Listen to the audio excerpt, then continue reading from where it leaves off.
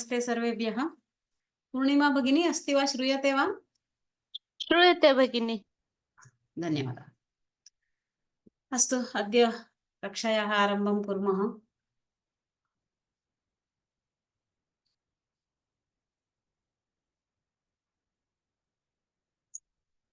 गुरवे नमः, सरस्वती नमः। वयं गतकक्षायां नाम गतसप्ताहे तु विरामः आसीत्। नवरात्रपर्व सर्वे समापितवन्तः इति भावयामि, सर्वं सुष्ठु अभवत् इति चिन्तयामि। इदानीम् अद्य श्वः च एतत् पुनस्मरणं कृत्वा वयं समापयामः।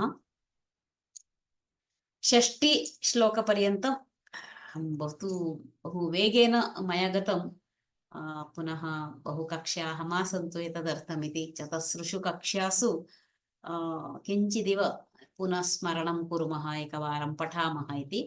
अतः कक्षाद्वये 6 श्लोकाः समाप्ताः, 30 इति। इतोपि अद्य च श्वः च एवं 56 न 54 श्लोकाः सन्ति। वयं तावद् अद्य श्वः च समापयामः, किञ्चित् पुनस्मरणं कुर्मः। इतोपि जनाः आगच्छन्तः सन्ति, भवतु नाम। 61तमः श्लोकः। अतः अत्र पुनस्मरणम् इत्यतः पुनः विस्तरेण न उच्यते, अतः एकस्यां कक्षायां बहूनां श्लोकानाम् एकवारं सकृत् पुनस्मरणमेव पठितस्य, अतः तदर्थं वेगेन एव गम्यते। अनन्तरं तु भवतां तत्र स्लैड्स् तु भवन्ति एव, द्रष्टुं शक्नुवन्ति भवन्तः। 61तमं ब्रह्महत्यासुरापानं स्थेयं गुरुवङ्गनागमः महान्तिपातकान्याहुः संसर्गश्चापि तैः सह।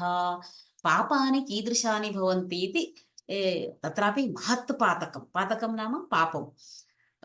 ब्रह्महत्या, सुरापानं, स्थेयं, स्थेयम् इत्युक्ते चौर्यम् इत्यर्थः। गुरुवङ्गनागमः, गुरोः पत्न्याः सहवासः, एतत् सर्वं महत् पातकम् इति। पापमेव महत् वस्तुतः। तत्रापि एवं यथा इदानीन्तनकाले तस्य अपराधिनः पापानुगुणम् अथवा तस्य अपराधानुगुणं दण्डनं दीयते। सर्वेपि अपराधाः एव, नाम पापानि। तत्रापि अत्र महत् पातकम्, अतः महान्ति पातकानि इति वदन्ति। एतादृश कार्यं यद् उपरि उक्तमस्ति सुरापानं, इदानीं सुरापानं तु पश्यामः, अत्यन्तं सहजतया दृश्यते। एवं एतानि महान्ति पातकानि आहुः वदन्ति ज्येष्ठाः। तैः सह संसर्गः अपि पातकं भवति। ये एतादृशं पापं कुर्वन्ति, ब्रह्महत्यां कुर्वन्ति, सुरापानं कुर्वन्ति, चौर्यं कुर्वन्ति, तेषां सहवासः अपि पापाय भवति, पापस्य कारणं भवति इति। अतः तैः सह संसर्गः इत्युक्ते सहवासः, तदपि पापकार्यमेव। तेषां सम्पर्कः, तेषां सहवासः न कर्तव्यः इति अत्र लिखितमस्ति। अग्रिमं गच्छामः। मनस्यन्यद्वचस्यन्यत् कर्मण्यन्यत् दुरात्मनां, मनस्येकं वचस्येकं कर्मण्येकं महात्मनां। महात्मानः सज्जनाः यद् वदन्ति, यद् मनसि भवति तदेव वदन्ति, तदेव कर्मणि दर्शयन्ति, कार्ये। किन्तु दुरात्मानः, दुष्टाः, मनसि एकं भवति, वचसि एकं भवति, वाक्ये सम्भाषणे, कार्यम् अन्यदेव भवति। अतः अत्र दुष्टानां सज्जनानां च अथवा दुरात्मानां महतां च भेदः निरूपितः अस्ति अस्मिन् श्लोके। वचस्य एकमेव, एकम् उक्तं चेत् तदेव, अन्यथा न भवति, तथैव कुर्वन्ति इति। महात्मानां मनसि एकं, वचसि एकं, कर्मणि एकं भवति।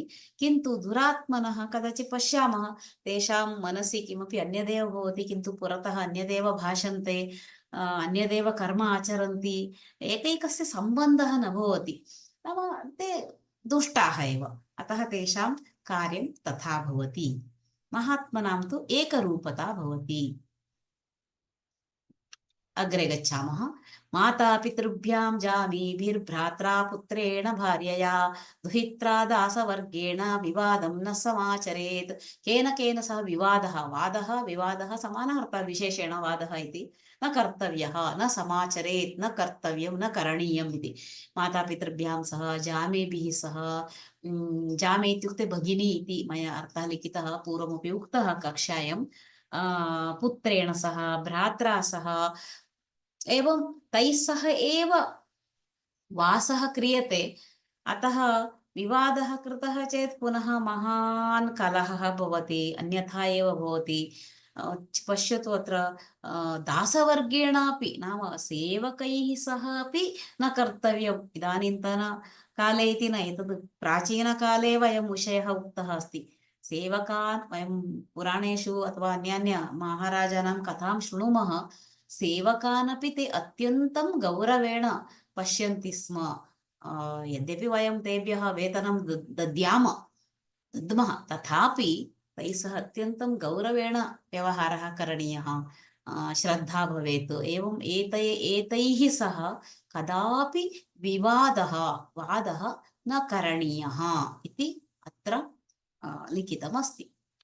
कथं सुभाषितमेव तथा, कथं व्यवहरणीयं, कथं न व्यवहरणीयम् इति अस्मान् अत्यन्तं सरलतया बोधयति सुभाषितम्। अग्रिमश्लोकः। माता यस्य गृहे नास्ति भार्या चाप्रियवादिनी अरण्यं तेन गन्तव्यं यथारण्यं तथा गृहम्। यस्य गृहे माता नास्ति, यस्य भार्या अप्रियवादिनी, नाम प्रियं न वदति सा, प्रियं न भाषते, प्रियं वदति इति प्रियवादिनी, सर्वदा अप्रियमेव वदति, इष्टं न भवति। अप्रियं कस्य इष्टं भवति, प्रियमेव इष्टं भवति।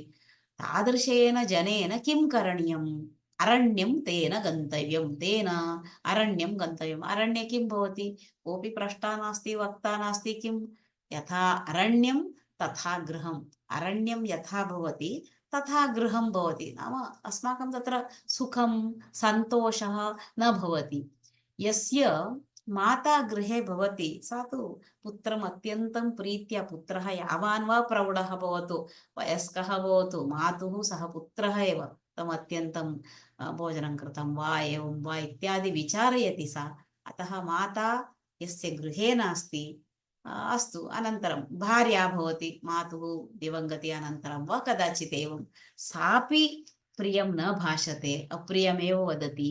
तादृशेन जनेन किं करणीयं तर्हि? अरण्यं गन्तव्यम्। इदानीम् अरण्यं गन्तव्यो नास्ति, अन्यत्र नगरान्तरमपि गन्तुं शक्यते। प्राचीनकाले एवम् उक्तमस्ति। एवं यथा अरण्यं तथा गृहम् इति।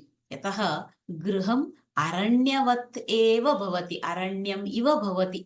अतः अरण्ये स्थितिः गृहे स्थितिः च समाना इति भावः।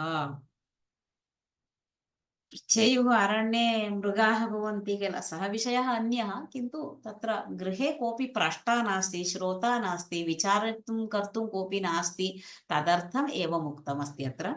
अग्रिमश्लोकः 65।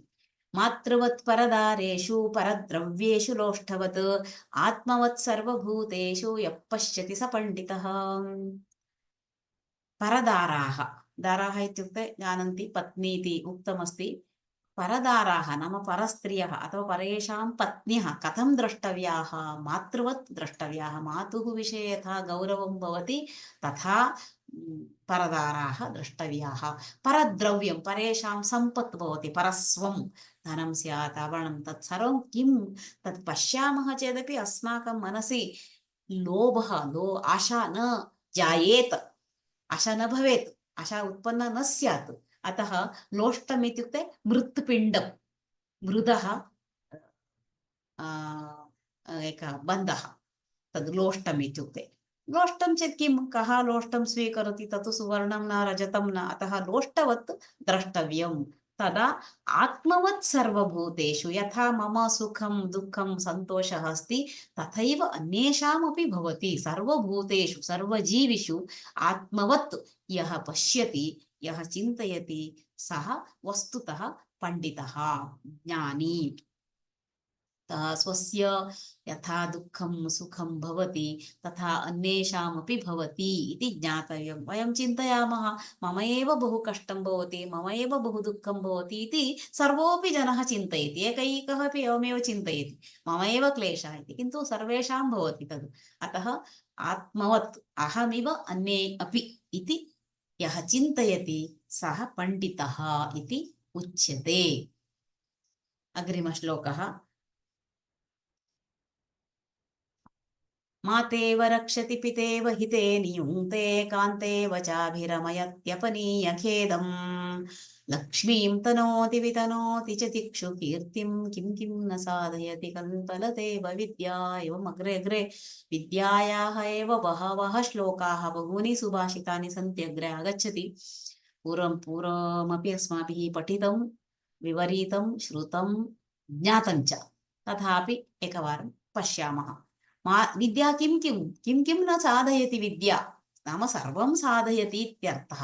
कल्पलता इव, यतः कल्पतरुः इति वदामः वृक्षः, अत्र कल्पलता इव विद्या किं किं न साधयति। विद्या इति स्त्रीलिङ्गम् अस्ति, अतः कल्पलता इव इति उपमानं तत्र स्त्रीलिङ्गे एव दत्तं। कल्पलता इव विद्या किं किं न साधयति, सर्वमपि साधयति, सर्वमपि करोति। माता इव रक्षति, पिता इव, तन्नाम रक्षणकार्ये सर्वेषाम् अपेक्षया माता एव समर्था इति, अतएव माता इव रक्षति इत्युक्तम्। पिता इव हिते नियुङ्क्ते, हिते कर्मणि नियोजनं करोति। कान्ता इव, कान्ता इत्युक्ते पत्नी, खेदम् अपनीय तस्य दुःखं दूरीकृत्य अभिरमयति, सन्तोषयति। लक्ष्मीं तनोति, धनसमृद्धिः भवति। वितनोति, तस्य विस्तारं करोति, विशेषेण तनोति इति। दिक्षु कीर्तिं वितनोति, लक्ष्मीं तनोति, दिक्षु कीर्तिं वितनोति, सर्वदिक्षु सर्वत्र तस्य कीर्ति। विद्यावान् चेत् तस्य कीर्तिः भवत्येव सहजतया। अतः विद्या किं किं न साधयति, तन्नाम सर्वमपि साधयितुं समर्था अस्ति विद्या इत्यर्थः इति। अग्रिमश्लोकं गच्छामः। मात्रा समं नास्ति शरीरपोषणं, चिन्ता समं नास्ति शरीरशोषणं, भार्या समं नास्ति शरीरतोषणं, विद्या समं नास्ति शरीरभूषणम्। अत्र अनुप्रासः यमक इति वदन्ति, एवं तानि तानि एव पदानि आगच्छन्ति, नास्ति शरीर पोषणं शोषणं तोषणं भूषणम् इति तथा उच्यते। मात्रा समं शरीरपोषणं नास्ति, माता एव तथा शरीरं पोषयति। चिन्तानं समं शरीर शोषणं नास्ति, शरीरं शोषणं नाम ड्रै भवति, शुष्कं भवति। चिन्ता भवति चेत् शरीरं शुष्यति। अतः एव किञ्चन सुभाषितमस्ति, चिन्तायाश्च चितायाश्च बिन्दुमात्रं विशिष्यते, चिन्ता दहति चिता दहति चिन्ता दहति जीविनं, चिता दहति निर्जीवं, चिन्ता दहति जीविनम् इति। चिन्तायाश्च चितायाश्च बिन्दुमात्रं, बिन्दुमात्रम् इत्युक्ते अनुस्वारः, डाट् उपरि लिखामः, विशिष्यते, तावानेव व्यत्यासः भेदः। किन्तु चिन्ता किं करोति, जीवन् मनुष्यः यः अस्ति तं दहति। चिता तु निर्जीवं, यः डेड् बाडी इति वदामः खलु, कलेवरम्। अतः चिन्ता शरीरं शोषयति इत्यस्य एकः श्लोकः स्मृतः। एवं भार्यासमं शरीरतोषणं नास्ति, भार्या एव, पत्नी एव अत्यन्तं समर्था अस्ति तोषयितुं, सन्तोषयितुम्। एवं च विद्यासमं नास्ति शरीरभूषणं, सर्वत्रापि विद्यायाः प्रशंसा शति। पूर्वतनश्लोकेऽपि वयं दृष्टवन्तः, किं किं न साधयति कल्पलतेव विद्या, अत्रापि विद्यासमं नास्ति शरीरभूषणं, विद्यावान् सर्वत्र पूज्यते इत्यपि पूर्वम् आगतमस्ति। विद्यासमम् अन्यत् किमपि नास्ति इति। एवम् अपि च अग्रे अयं श्लोकः अस्ति, 8षष्टिः।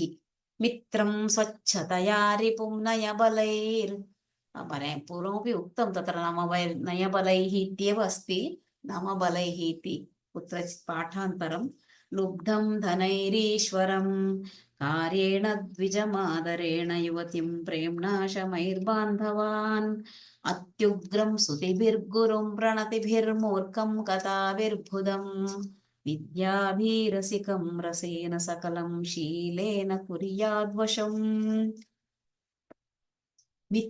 कः कः कथं वशीकरणीयः इति इदानीं तु मन्त्रद्वारा वशीकरणमन्त्र इति एवं सर्वत्र वदामः अड्वर्टैस्मेण्ट् प्रकटनम् आगच्छति सः अन्यः विषयः किन्तु कथं कः वशीकरणीयः इति अत्र बहु विषयाः उक्ताः सन्ति मित्रं स्वच्छतया अत्र वयं भावार्थमेव पश्यामः मित्रं शुद्धमनसा अत्यन्तं प्रेम्णा शत्रुः अपि अस्माकं वशः स्यात् सामादान इत्यादिभिः उपायैः वयं चत्वारः एतद् उपायान् जानीमः सामादान भेद दण्ड इत्यादि उपायैः शत्रुः वशीकरणीयः लुब्धः धनैः यः लोभी अस्ति वयं कंजूस् इति वदामः कृपणः इति वदामः सः वित्तेन धनेन वशीकरणीयः ईश्वरं कार्येण स्वामी अस्ति बॉस् अधिकारी अस्ति कार्यं सम्यक् कृत्वा दर्शनीयं तदा सः सन्तुष्टः भवति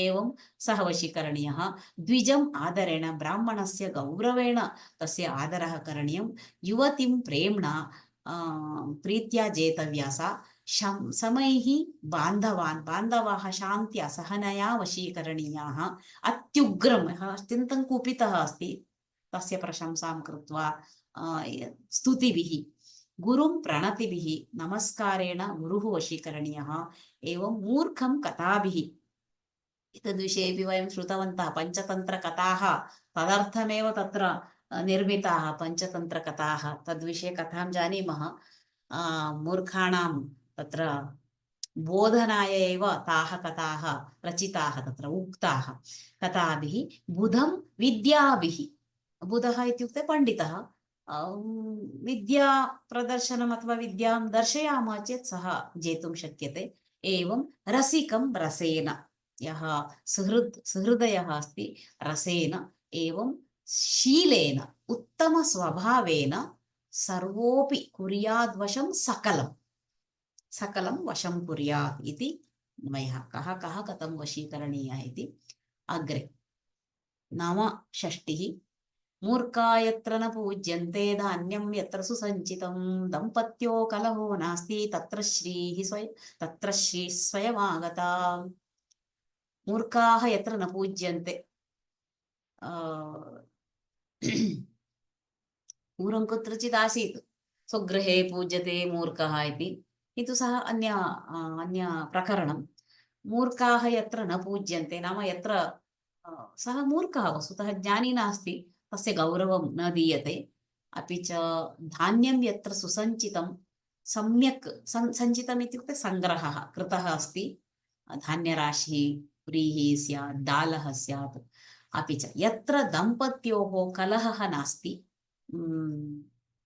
तत्र श्रीः स्वयम् आगच्छति तदर्थं करणीयं किमपि नास्ति स्वयम् उपस्थिता भविष्यति यत्र मूर्खाणां गौरवं न भवति यत्र धान्यराशिः सम्यक् सञ्चितः वर्तते यत्र दम्पत्योः कलहः नास्ति तत्र सम्पत् स्वयम् एव आगमिष्यति इति तस्य श्लोकस्य अर्थः कश्चन दीर्घः श्लोकः तदा तु गतमासे अस्य सम्यक् विवरणं कृतमस्ति कठिनपदार्थाः अपि बहवः सन्ति अत्र लिखिताः सन्ति मौनान्मूकप्रवचनपटुश्चाटलो जल्पको वा दृष्टपार्श्वे वसति च सदा दूरतश्चाप्रबल्बः क्षान्त्याभिरुर्यदि न सहते प्रायशो नाभिजातः सेवाधर्मः परमगहनो योगिनामप्यगम्यः सेवा कथं करणीया कस्यचित् सेवा करणीया शुश्रूषा इति वा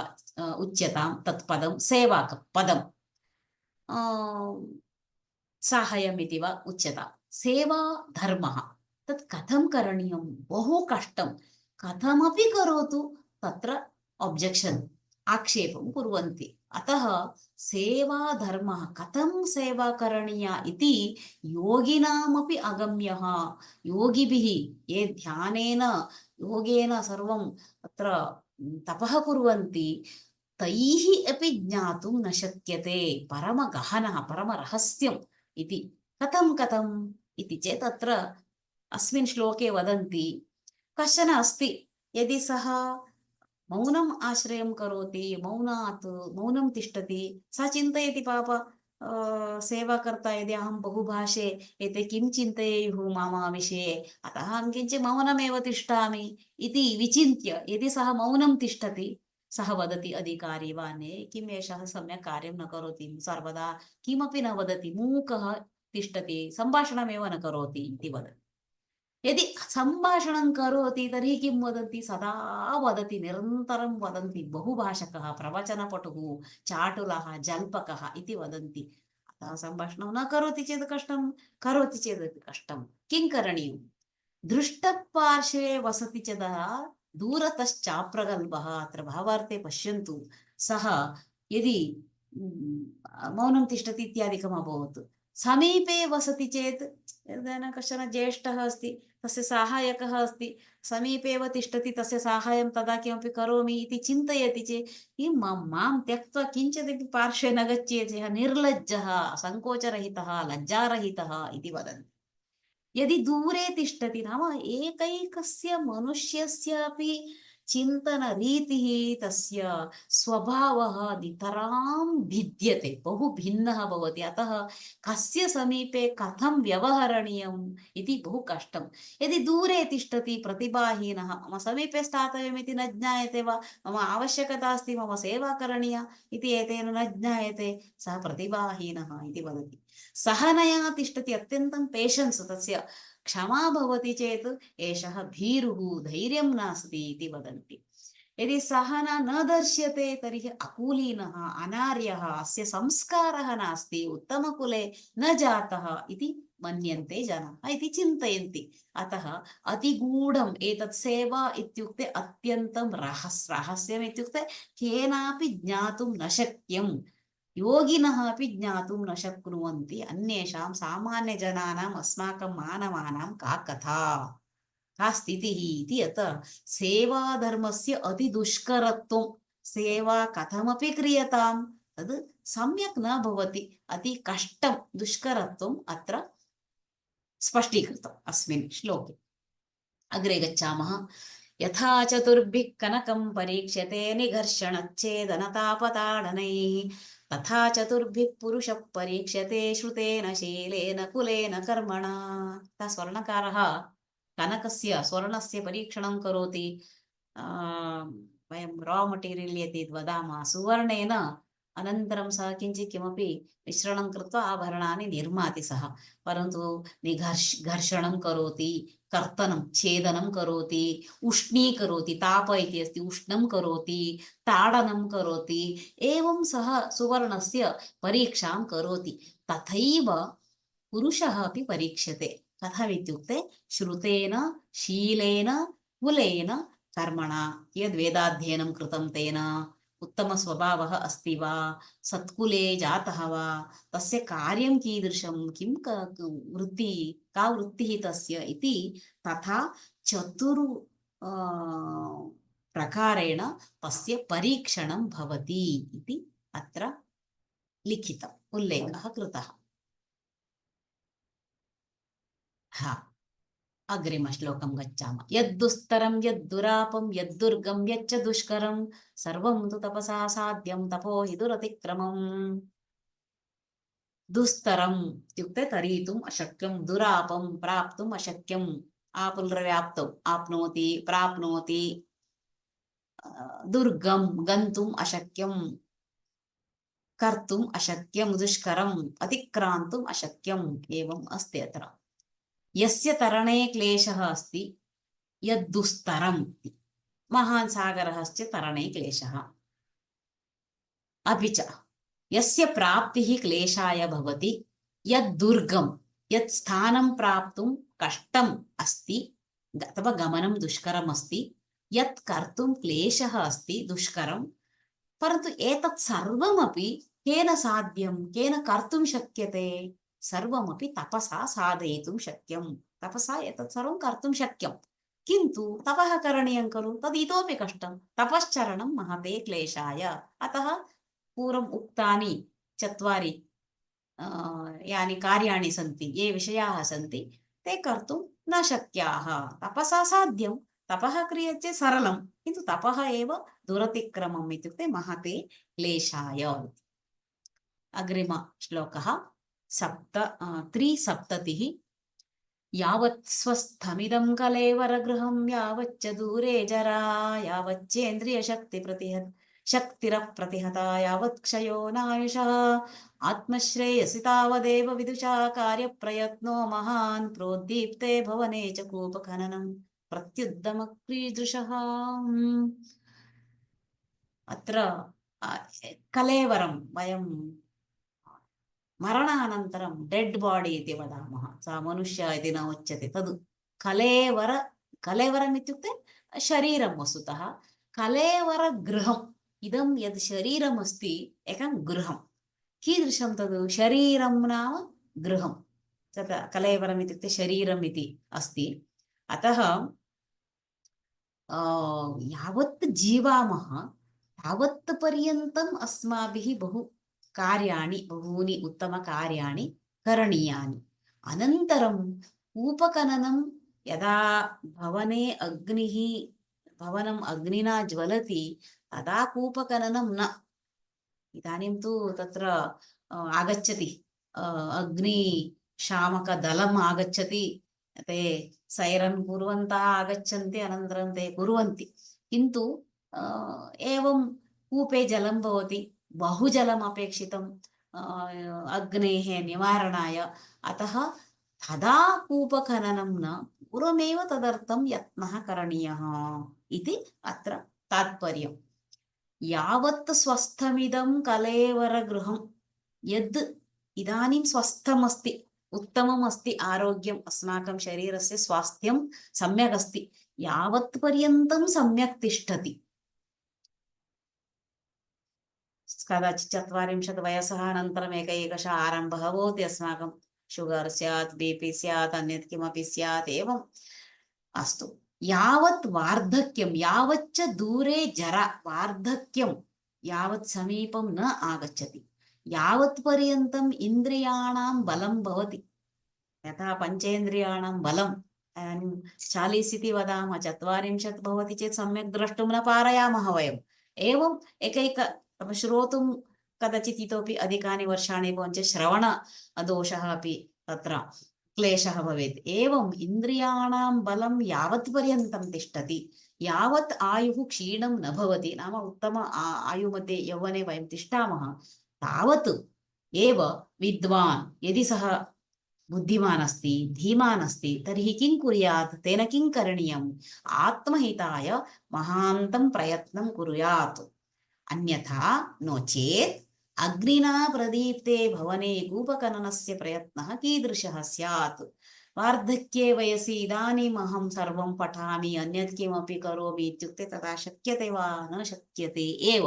अतः यावत् स्वस्थमस्ति, यावत् जरा दूरे अस्ति, यावत् अस्माकं शरीरे शक्तिः अस्ति, तदा एव सर्वं करणीयं कार्यम् इति अस्य श्लोकस्य सारांशः। अग्रे गच्छामः। येषां न विद्या न तपो न दानं, ज्ञानं न शीलं न गुणो न धर्मः, ते मृत्युलोके भुवि भारभूता मनुष्यरूपेण मृगाश्चरन्ति। येषां जनानां विद्या नास्ति, तपः नास्ति, दानं नास्ति, दानबुद्धिः, दानं न कृतं पुण्यकार्यं, ज्ञानमपि नास्ति, विद्यापि नास्ति, ज्ञानमपि नास्ति, शीलम्, उत्तम स्वभावः नास्ति, गुणः नास्ति, उत्तमगुणाः न सन्ति, उत्तमपुण्यकार्यं नास्ति, ते कीदृशाः? ते मृत्युलोके भुवि, अस्मिन् भूलोके भारभूताः, भूमेः केवलं भारभूताः एव सन्ति। कथमित्युक्ते मनुष्यरूपेण मृगाश्चरन्ति। वस्तुतः ते मृगाः, मनुष्यरूपाः मृगाः इति, चरन्ति इत्युक्ते अटन्ति। एतत् सर्वं भवेत्, अन्यथा अस्माकं प्राणिनः कोऽपि भेदः न भवति इति अस्य श्लोकस्य तात्पर्यं चरन्ति। यं माता पितरौ क्लेशं सहेते सम्भवे नृणां न तस्य निष्कृतिः शक्या कर्तुं वर्षशतैरपि। निष्कृतिः इत्युक्ते ऋणस्य प्रत्यर्पणम्। मातापितरौ पुत्रस्य शिशोः जननकाले नितरां कष्टम् अनुभवतः, मातापि पितापि। अतः तयोः इदानीं कुत्रचित् वयं ब्याङ्क्तः वा अन्यतः लोन् स्वीकुर्मः, ऋणं स्वीकुर्मः, अनन्तरं वयं प्रत्यर्पयामः वित् इण्ट्रेस्ट्, तस्य वृद्धिसहितं, वृद्धेः वृद्धिः एवमपि। किन्तु यावद्वा मातुः पितुः सेवां करोतु, मातुः पितुः मातापित्रोः निष्कृतिः वर्षशतैः अपि कर्तुं न शक्या, तेषां ऋणस्य प्रत्यर्पणं कर्तुं न शक्यम्। अतः सम्भवे जननकाले मातापितरौ यादृशं कष्टं सहेते तस्य उपकारस्य प्रत्यर्पणं शतेन वर्षैः अपि, कदाचित् वयं तु 100 वर्षाणि न जीवामः एव, इदानीं 60 अनन्तरम् अथवा यदा कदापि मृत्युः कदा आयाति इति तु न ज्ञायते, तथापि सामान्यतः एकमनुष्यस्य आयुः 100 इति वयं चिन्तयामः। 100 वर्षैः अपि तत् सेवाकरणेनापि ऋणप्रत्यर्पणं न शक्यते। अतः मातापितरौ अत्यन्तं गौरवेण द्रष्टव्यौ इति अत्र तात्पर्यम्। अग्रिमश्लोकं गच्छामः।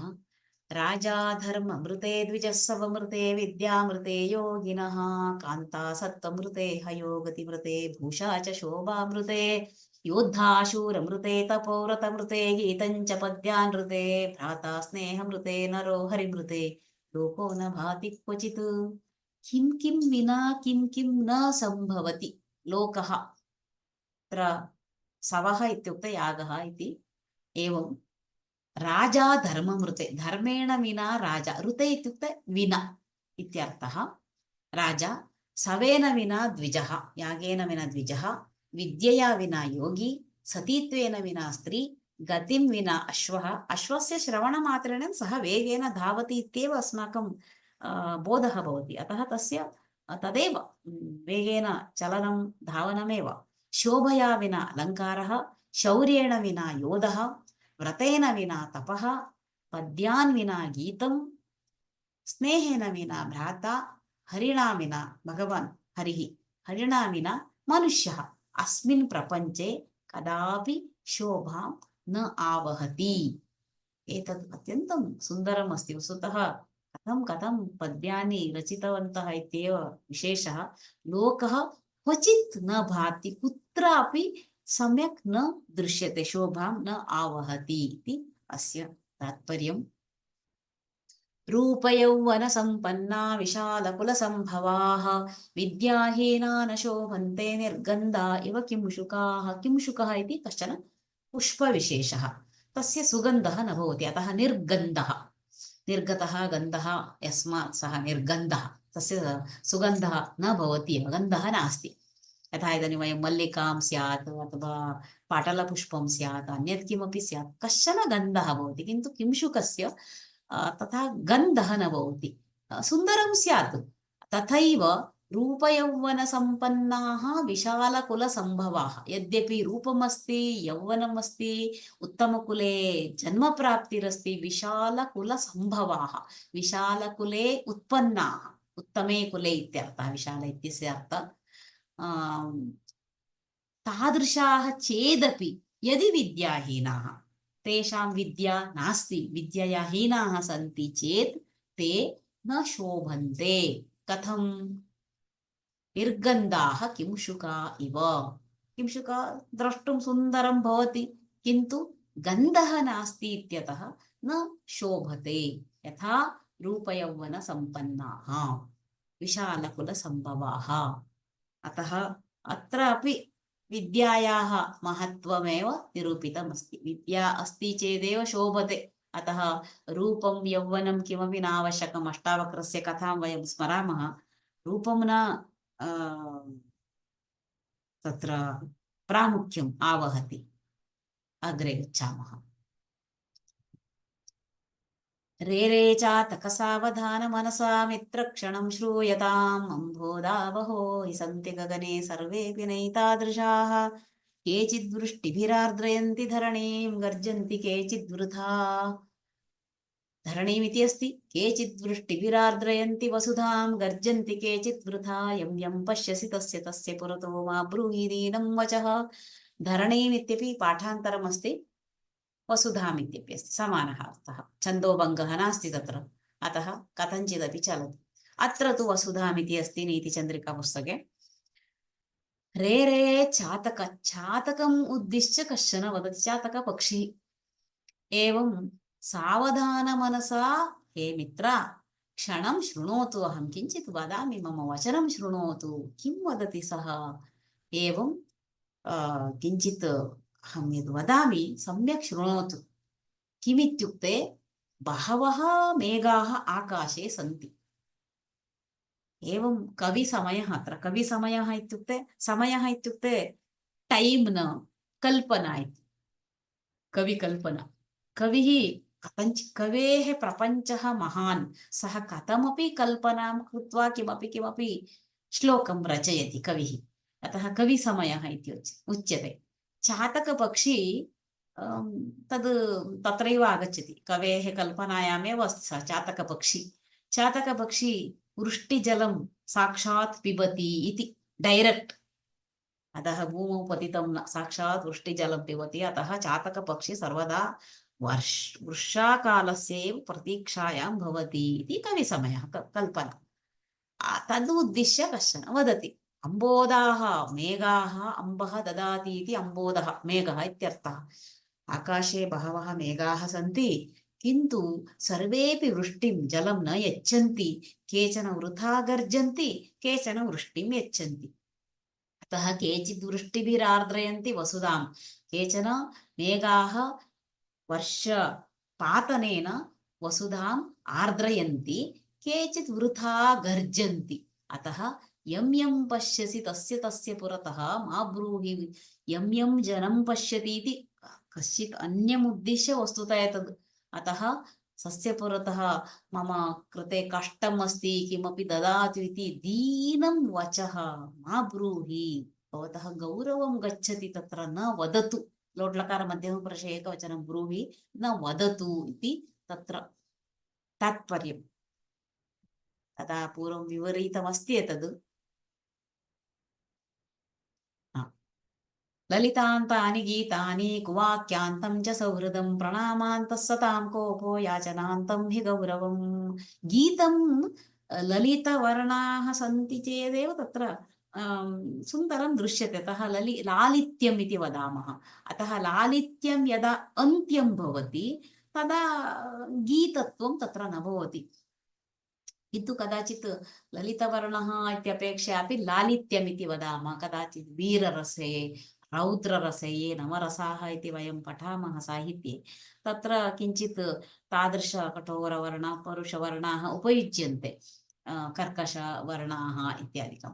किन्तु अत्र तु गीतम् इत्युक्ते यदा गेयं भवति, यदा वयं सिङ्गिङ्ग् इति वदामः, गानम् इति कुर्मः, तत्र किञ्चन लालित्यं भवेत् तत्र। अतः लालित्यस्य अन्तं भवति चेत् पुनः तत्र गीतत्वं न भवति। तदर्थं ललितान्तानि गीतानि, अन्तम्, एण्ड् तथा।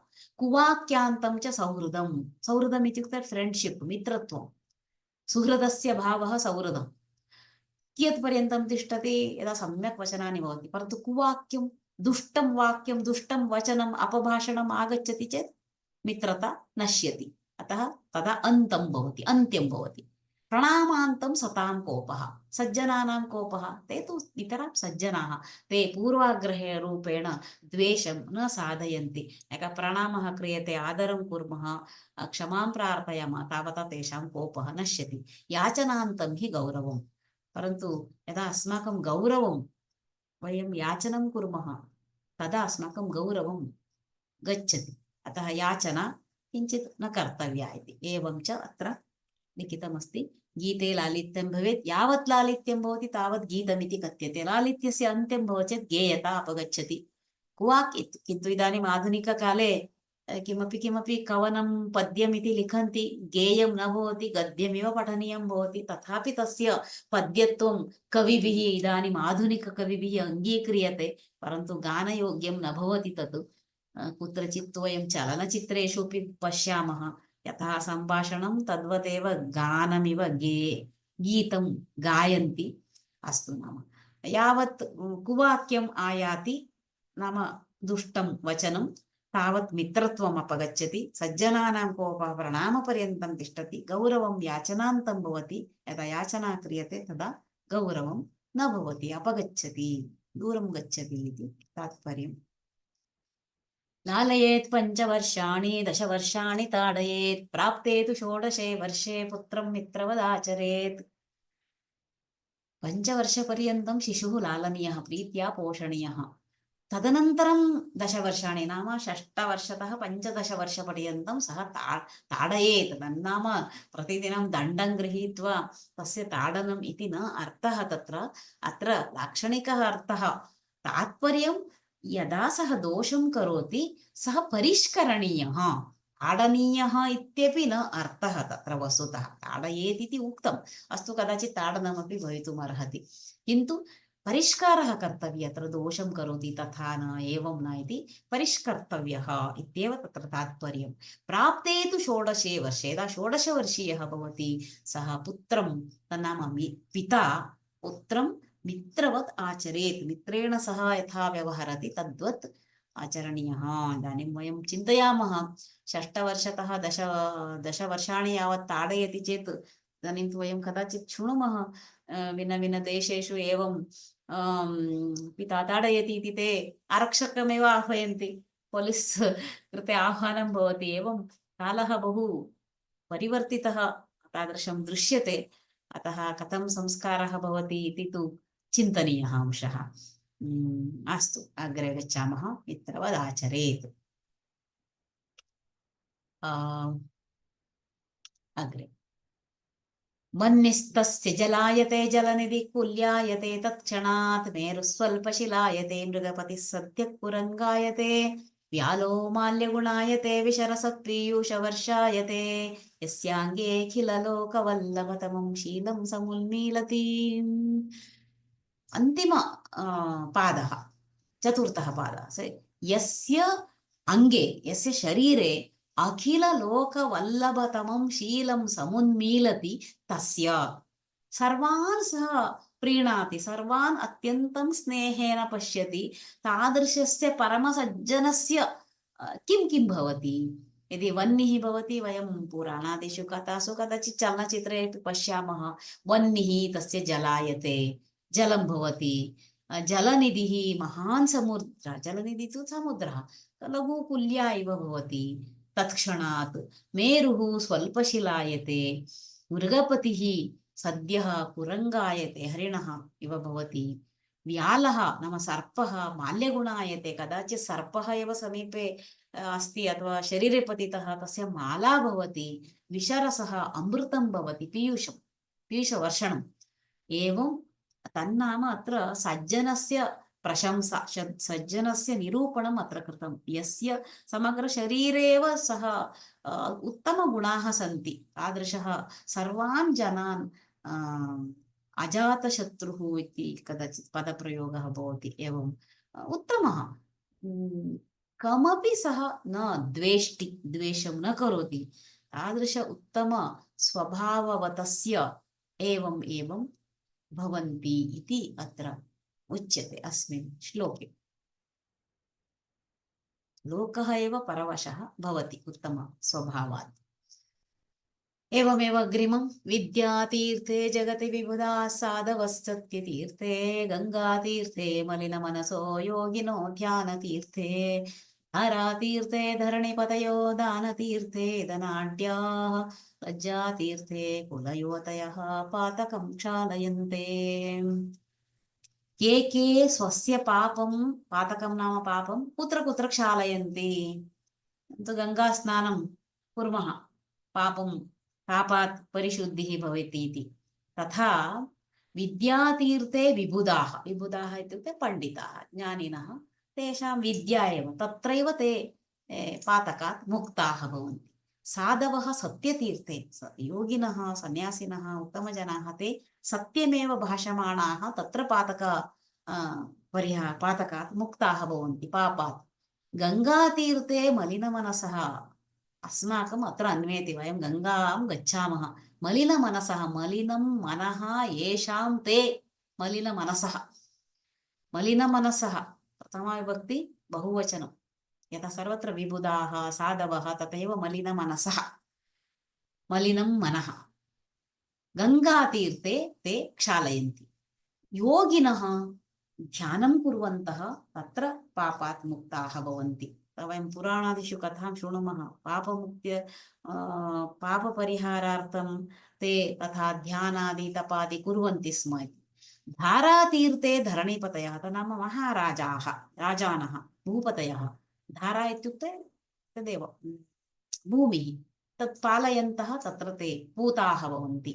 दानतीर्थे धनाढ्याः, धनाढ्याः अत्यन्त श्रीमन्तः इत्युक्ते धनिकाः, ते अन्येभ्यः जनेभ्यः दानं कृत्वा पुण्यकार्यं सम्पादयन्ति, तत्र पापात् मुक्ताः भवन्ति। लज्जातीर्थे कुलयुवतयः, उत्तम सत्कुले जाताः युवतयः, तेषां लज्जा एव शोभा, अतः तत्र ताः पूताः भवन्ति। पूताः इत्युक्ते पवित्राः इत्यर्थः।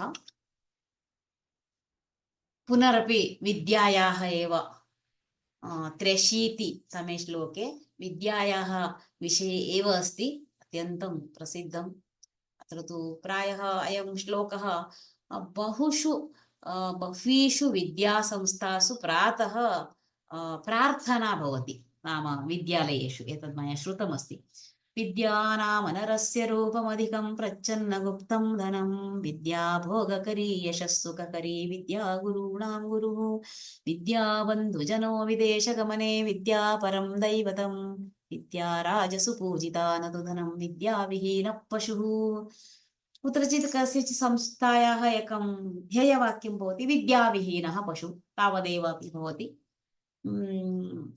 एवं विद्या नरस्य रूपम् अधिकं प्रच्छन्नं गुप्तं धनं, भोगकरी यशस्सुखकरी विद्या गुरूणां गुरुः। अत्र बहु स्पष्टमस्ति, एतत् अत्यन्तं प्रसिद्धम् अस्ति इत्यतः जानन्ति भवन्तः, अतः बहु विवरणे पूर्वं तु कृतमस्ति। विद्याराजसु पूजिता न तु धनं विद्याविहीनः पशुः इति। अत्र एकं स्मर्यते, राजसु पूजिता।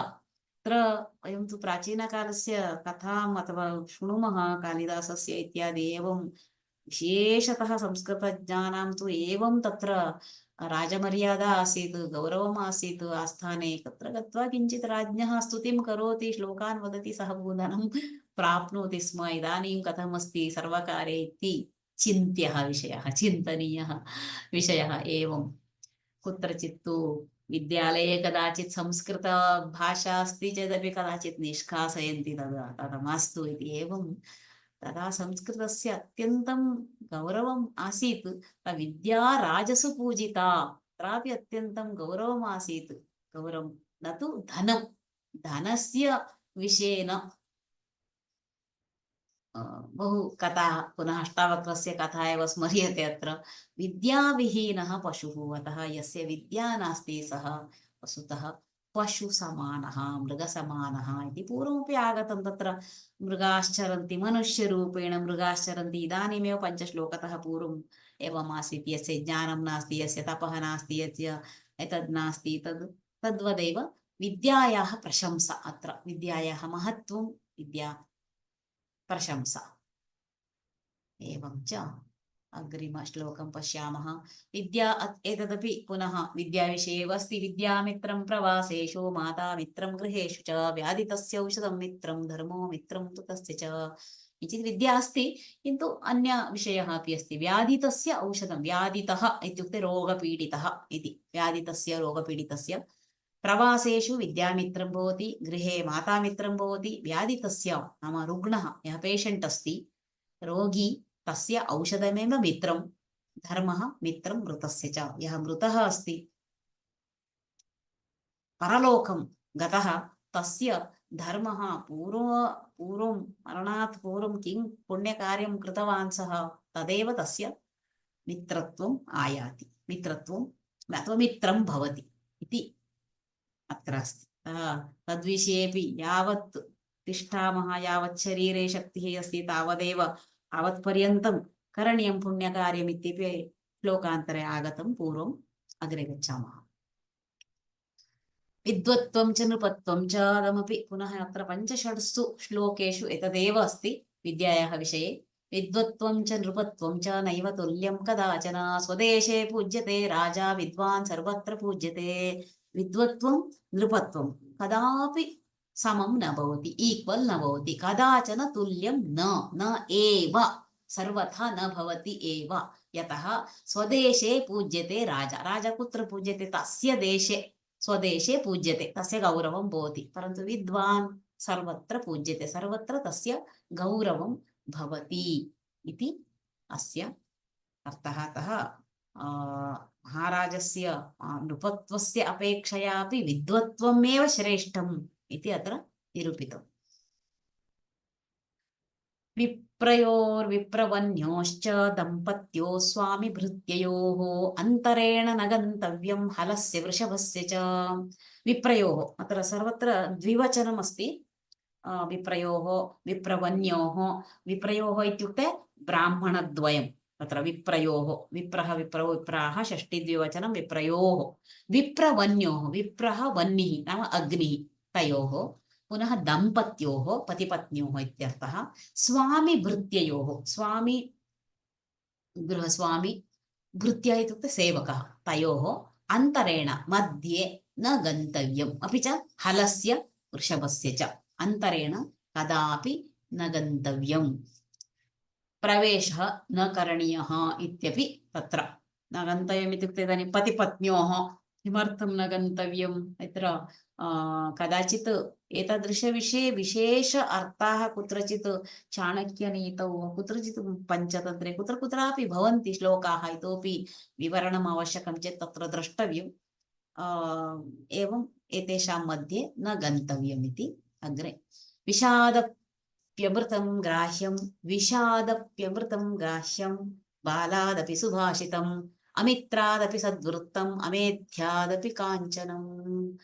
कुतः कुतः किं ग्राह्यं? ग्राह्यं नाम स्वीकरणीयं, गृह्णाति इत्यस्य ग्राह्यं।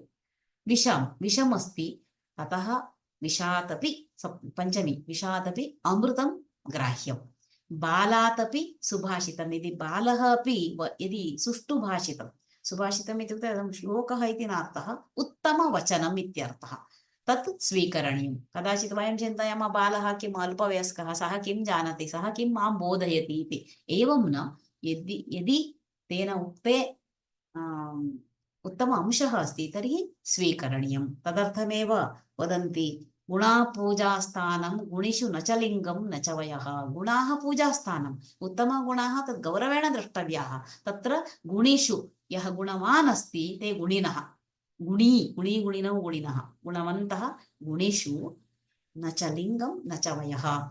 स्त्री वा वदतु, पुरुषः वा वदतु, बालः वा वदतु, युवा वा वदतु, उत्तमम् अस्ति चेत् स्वीकर्तव्यं, ग्राह्यम् इति तात्पर्यम्। अमित्रादपि, अमित्रं नाम शत्रुः, सद्वृत्तं, तस्य उत्तमगुणाः स्वीकरणीयाः। तथा अमेध्यादपि काञ्चनम्, अमित्रादपि एतादृशविषयः अपि अत्र रघुवंशेऽपि आगच्छति कदाचित्। दिलीपस्य राज्ञः दिलीपस्य वर्णनावसरे सः कथं तस्य शासनम् आसीत्, कथं सः जनान् प्रजाः कथं पालयति स्म, यदि शत्रुः चेदपि तस्य उत्तमगुणं सः स्वीकरोति इति तत्र प्रथम सर्गे एव आगच्छति अयं विषयः। किन्तु यदि दुष्टः अस्ति, सः समीपस्थः बन्धुः प्रियः चेदपि तं जहाति, त्यजति इति तस्य विषयम् आगच्छति। अतः अमित्रादपि सद्वृत्तम्, उत्तमव्यवहारः, उत्तमस्वभावः स्वीकरणीयः। अमेध्यम् इत्युक्ते मलिनं, ततः अपि काञ्चनं स्वीकर्तव्यम्। अग्रे अस्ति यथा वृथा वृष्टिः समुद्रेषु वृथा तृप्तस्य भोजनं वृथा दानं समर्थस्य वृथा दीपो दिवापि च। समर्थस्य दानं किमर्थं करणीयं? यस्य निर्धनस्य आवश्यकता अस्ति तेभ्यः दानं कुर्मः चेत् तत्र अर्थः अस्ति। सत्पात्रे दानं, यस्य आवश्यकता अस्ति तस्मै देयं, दातव्यम्। अतः नो चेत् समुद्रे वृष्टिः इव भवति। समुद्रे वृष्टिः वृथा, यः तृप्तः अस्ति इदानीमेव अधुना आल्रेडी तस्य उदरं पूर्णम् अस्ति, तस्य भोजनदानम् इति एकः विषयः। अथवा इतोपि अन्य विषयेपि तद् अन्वयं कर्तुं शक्नुमः वयं। वृथादानं समर्थस्य, यः असमर्थः अस्ति तस्मै दातव्यं। वृथा दीपो दिवापि च, दिवासमये सूर्यः एव प्रकाशं ददाति यथेष्टम्, अतः दीपः व्यर्थः दिवासमये। एलेक्ट्रिसिटी विद्युत् बिल् अपि अधिकम् आगच्छति। अतः किं करणीयं? यस्य उदरं पूर्णम् अस्ति तस्मै भोजनदानं व्यर्थं। यस्य सामर्थ्यं वर्तते, यश्च धनवान् अस्ति, तस्मै दानं वृथा भवति। दिवासमये सूर्यः एव प्रकाशं ददति, एवं स्थिते दीपज्वालनं व्यर्थम् इति तत्र तात्पर्यम्। नवाशीतिः वृक्षं क्षीणफलं त्यजन्ति विहगा शुष्कं सरसारसाः पुष्पं पर्युषितं त्यजन्ति मधुपादुग्धं दग्धं वनान्तं मृगाः निर्द्रव्यं पुरुषं त्यजन्ति गणिका भ्रष्टश्रियं मन्त्रिणः सर्वकार्यवशाज्जनो विरमते कस्यास्ति को वल्लभः। अस्मिन् लोके, अस्मिन् प्रपञ्चे कस्य वल्लभः कः? वल्लभः इत्युक्ते प्रियः। कार्यवशात् स्वस्वकार्यं साधनीयं चेत् तस्य समीपं सः अभिरमते अथवा सन्तोषयति इति एवम् अर्थः। अतः अत्यन्त सुन्दरः श्लोकः। एवमेव अस्ति, वस्तुतः लोकः एवमेव अस्ति। क्षीणफलं वृक्षं त्यजन्ति विहगा। पक्षिणः यत्र अधिकफलानि न सन्ति अथवा अल्पफलानि सन्ति, तत्र भावार्थे पश्यन्तु भवन्तः, अल्पफलानि स्युः अथवा फलानि एव न स्युः, तादृशवृक्षान् त्यक्त्वा अन्यत्र गच्छन्ति। पक्षिणामपि तावत् ज्ञानमस्ति। एवं च सारसपक्षिणः अपि यत्र जलं नास्ति तत्र न तिष्ठन्ति, अन्य सरोवरान्तरम् अन्विष्य गच्छन्ति ते। भ्रमराः अपि पर्युषितं कुसुमं परित्यजन्ति, यत्र उत्तममकरन्दः अस्ति तत्रैव ते गच्छन्ति। अपि च यद् वनं दग्धमस्ति अग्निना, तत्र सस्यवृक्षादयः न सन्ति, तत् वनं प्राणिनः त्यजन्ति, ते अन्यत्र गच्छन्ति। यतः प्राणिनां वासः तत्र वृक्षादयः सस्यानि सम्यक् भवेयुः। यस्य सकाशे प्रभूतं नाम अधिकं धनं वर्तते, तस्य सकाशमेव गच्छन्ति गणिकाः, नाम वेश्याः। यदि धनं नास्ति तत्र न गच्छन्ति, अन्यत्र गच्छन्ति।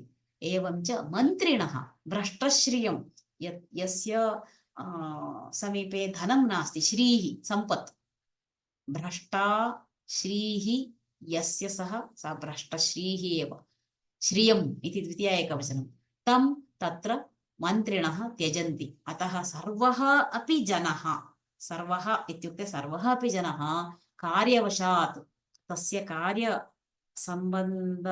कार्यकारणात् तस्मिन् जने अभिरमते, यत्र आवश्यकता तत्र गच्छति।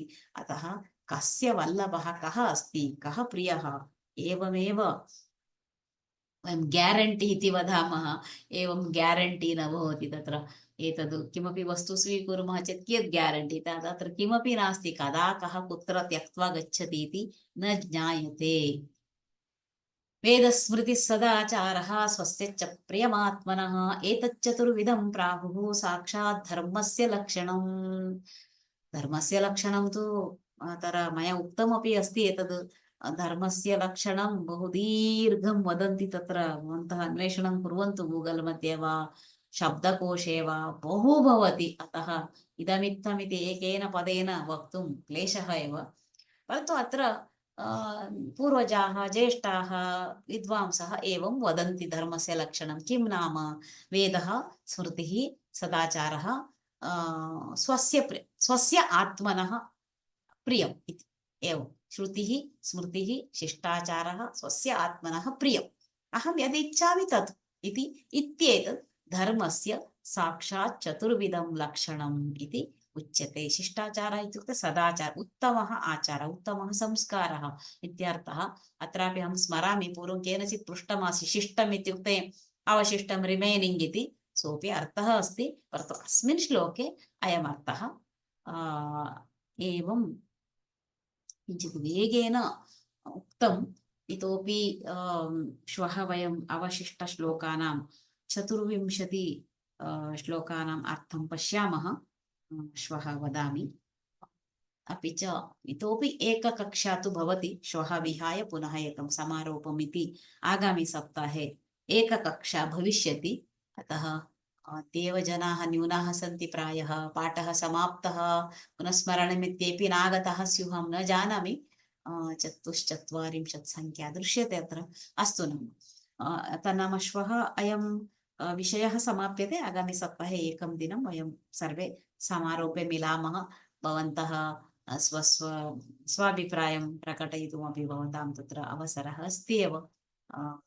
कथं किं कथम् आसीत्, भवतां किमपि प्रयोजनम् अभवत् वा एतेन इति भवन्तः वक्तुम् अर्हन्ति। यावत् शक्यं संस्कृतेन, सरलसंस्कृतेन वक्तुं प्रयत्नं कुर्वन्तु इति निवेदनं। तदा एव अभ्यासः भवति। अस्तु, अद्य वस्तुतः समयः समाप्तः। धन्यवादः अस्तु सर्वेभ्यः। भगिनि, श्वः मिलामः। श्वः किमपि अस्ति श्वः पृच्छन्तु। धन्यवादः भगिनि।